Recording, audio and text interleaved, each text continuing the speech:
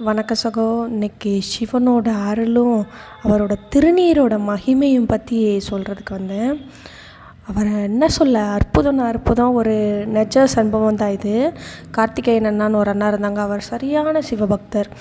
அவர் school முடித்து காலேஜில் அவ்வளோ ஒரு சிவம் ஆட்கொண்டு அவ்வளோ ஒரு பக்தி. எப்போயுமே நெத்தியில் திருநீர், கையில் ஒரு கோடு மாதிரி போட்டிருப்பார், திருநீர் போட்டிருப்பார். ஒருக்க பைக்கில் அவர் காலேஜ் போயிட்டு வரும்போது மழை பெஞ்சனால வண்டி சறுக்கி கீழே விழுந்துட்டார். விழுந்து கை காலில் சிராய்ப்பு. ஆனால் அவர் எந்தெந்த இடத்துல திருநீர், அதாவது திருநீருக்கு ஒரு கோடு மாதிரி பூசியிருப்பார். அந்த பூசின இடத்துல ஒரு சின்ன இது கூட படலை, சின்ன சிராய்ப்பு கூட படலை. அப்போ மற்ற இடத்துலலாம் அடிபட்டுருந்துச்சு. அப்போ சிவனோட அந்த திருநீருக்கு இருக்கிற பவர், அதோட மகிமையை பாருங்களேன். எப்பயுமே சிவத்தை அளவிடவே முடியாது, அவரோட அருளையும் அன்பையும்.